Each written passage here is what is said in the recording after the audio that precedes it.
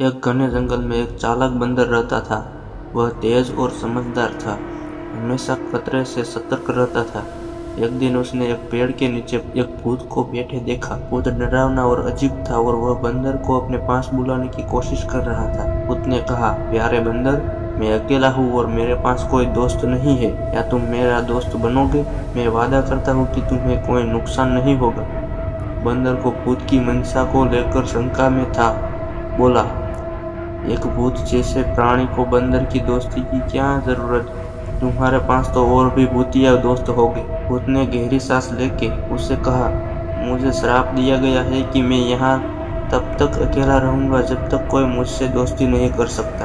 अगर तुम मेरे साथ रहोगे तो मैं तुम्हें इस पेड़ के नीचे दबी हुई खजाने की जानकारी दूंगा। यह सुनकर बंदर उत्सुक हुआ, लेकिन सतर्क रहा।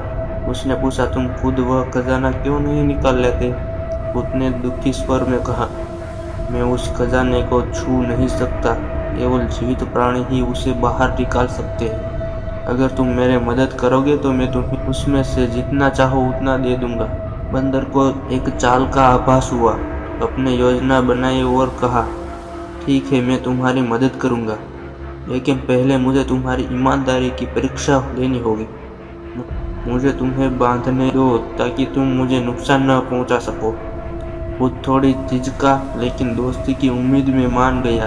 बंदर ने मजबूत बेलों से भूत को अच्छी तरह बांध दिया। फिर वह जमीन खोदने का नाटक करते हुए बोला, जब यह खजाना बाहर आ जाएगा तब तुम क्या करोगे? भूत ने लालच में आकर चिल्लाते हुए कहा, मैं तुम्हें पकड़ लूंगा बंदर और तुम्हें अपने साथ पाताल ले जाऊंगा। तुम चालाक हो लेकिन मुझसे बच नहीं सकते। यह सुनकर बंदर हंसते हुए बोला, तुमने अपनी असली मंशा जाहिर कर दी। अब तुम इसी तरह बंधे रहोगे जैसा कि तुम्हारे श्राप में लिखा है। बंदर वहां से भाग गया और भूत पेड़ के नीचे बंधा हुआ चिल्लाता और पछताता रह गया। यह कहानी हमें सिखाती है कि अपने भरोसा करना चाहिए और धोखेबाज लोगों से सावधान रहना चाहिए। समझदारी और सतर्कता से हम सबसे चालाक दुश्मन को भी मात दे सकते हैं।